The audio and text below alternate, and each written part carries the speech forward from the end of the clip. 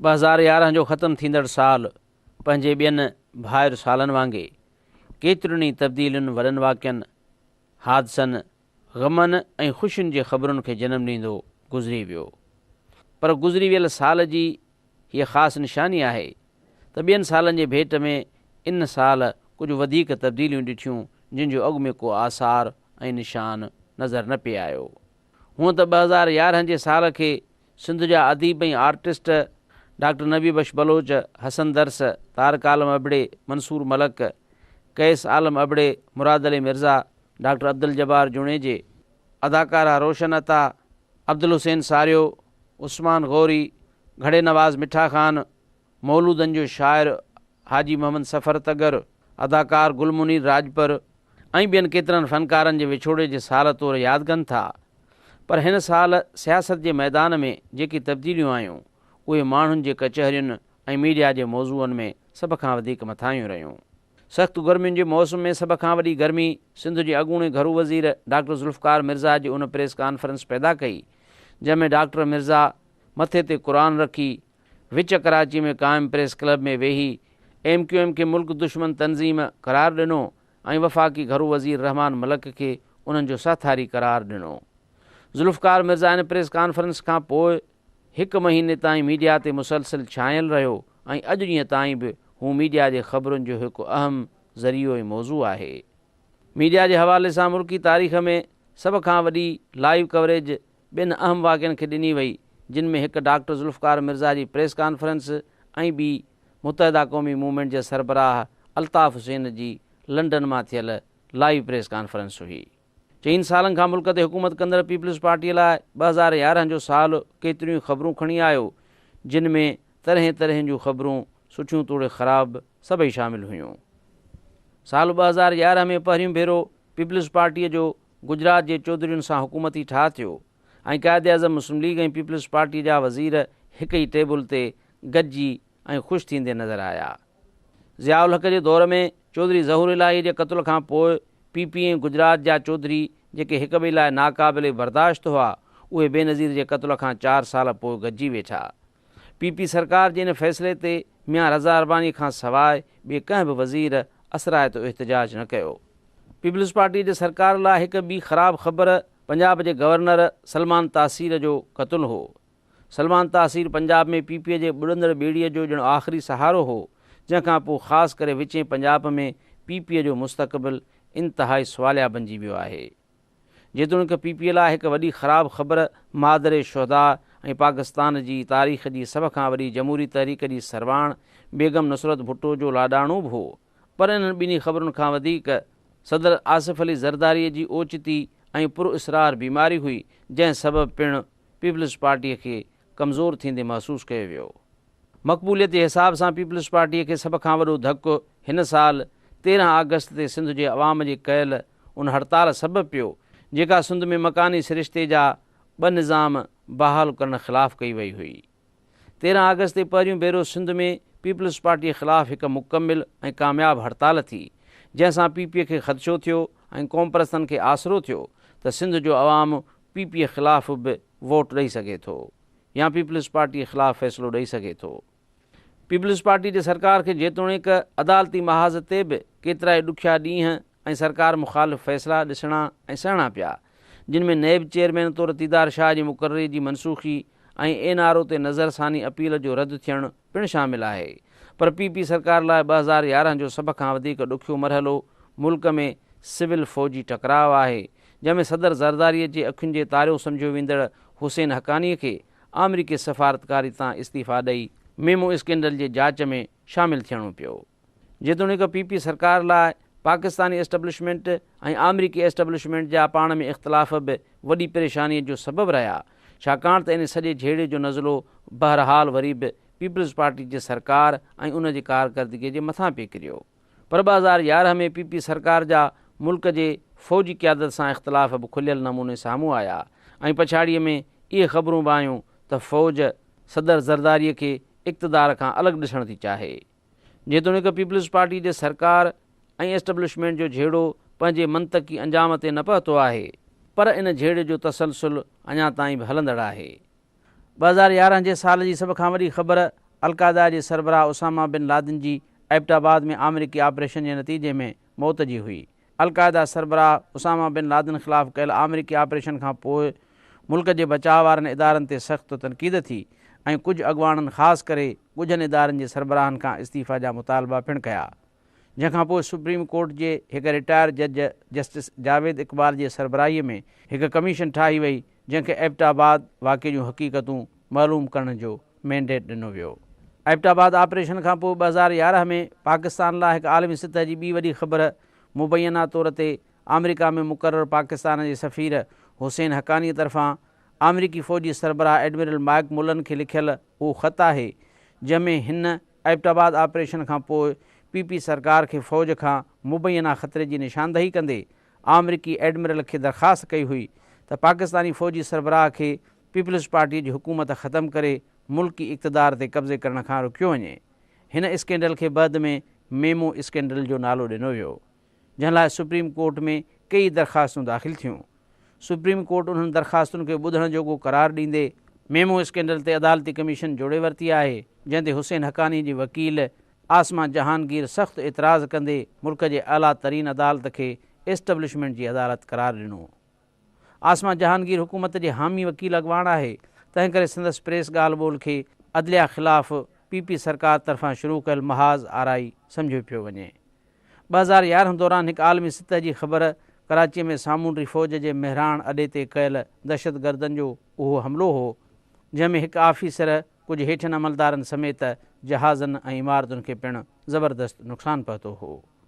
अमरीकी शहरी Ramon Davis जे पाकिस्तानी शहरियुनि जे क़त्ल में गिरफ़्तारी खां शुरू थियल पाक अमरीका छिकताण नवंबर महीने जे आख़िर में सलाला चेक पोस्ट ते थियल हमले खां पोइ ख़तरनाक सूरत अख़्तियार करे वई ऐं अहिड़ी रीति मुल्क जे पहिरें वज़ीर अज़म लियाक़त अली ख़ान तरफ़ां रखियल पाक अमरीकी दोस्तीअ जी इमारत मुल्क जे 22 वज़ीर अज़म गीलानीअ जे दौर में लुॾणु लॻी।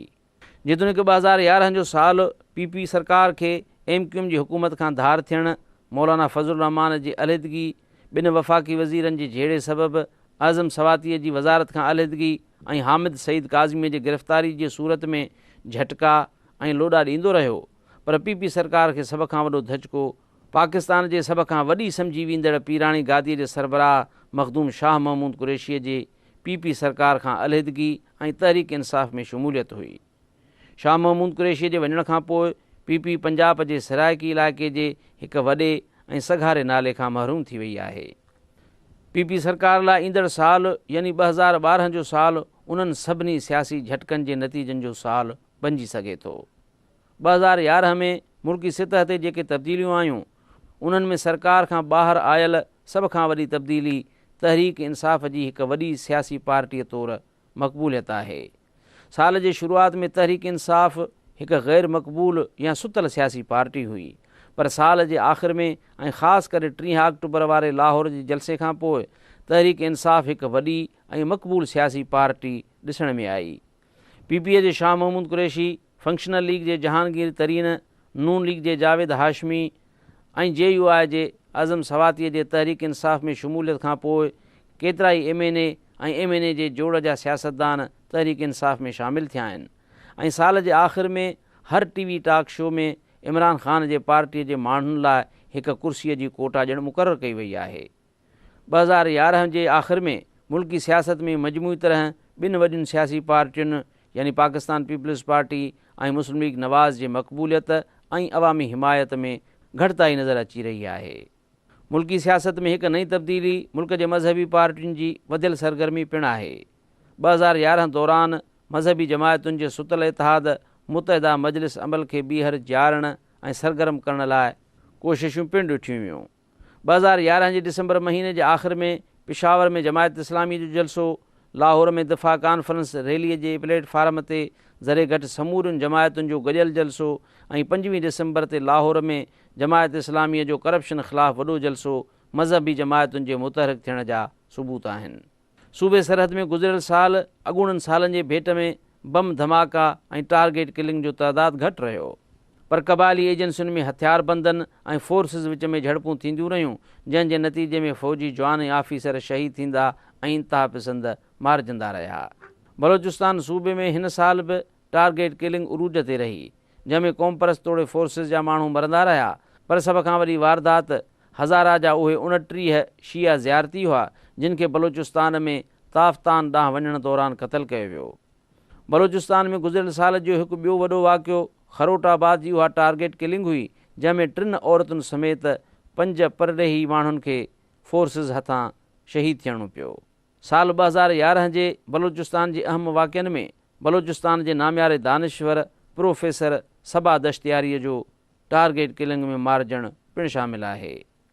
2011 जे अध ताईं सिंध में बि टारगेट किलिंग ज़रिए माण्हुनि खे ॻोल्हे ॻोल्हे मारण जा वाक़िआ थींदा रहिया, जंहिंमें पीपल्स पार्टीअ जे अॻूणे MNA वाजा करीमदाद समेत सवे माण्हू मारिजी विया हुआ।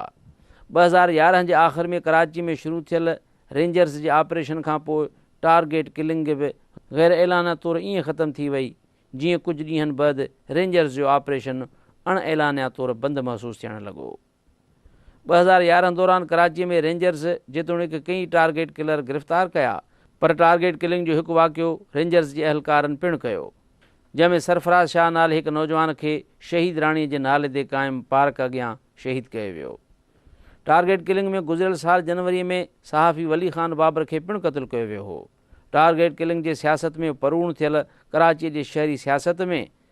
2011 दौरान हिकु ॿी तब्दीली बि आई त कराचीअ में मुतहदा जे 2 अॻूणनि मुख़ालिफ़ पार्टियुनि जो ज़हूर पिणु थियो। इरफानुल्लाह मरवत साल जे विच धारे पंजाबी पख्तून इतिहाद खे नए सिर क़ाइमु करण जो ऐलान कयो, पर साल जे आख़िर में इरफानुल्लाह मरवत पंजाबी पख्तून इतिहाद खे छॾे मुस्लिम लीग नवाज़ में शामिल थी वियो। आफ़ाक़ अमन जी क़यादत में हलंदड़ मुहाजिर क़ौमी मूवमेंट जो सेक्रेटरी नदीमुल इस्लाम जेतोणीकि ॿीहर मुतहदा क़ौमी मूवमेंट में शामिल थी वियो, पर गॾोगॾु 2011 जे आख़िर में मुहाजिर क़ौमी मूवमेंट जे सरबराह आफ़ाक़ अमद बि सालनि जा साल जेल में रहण खां पोइ आज़ादी माणी।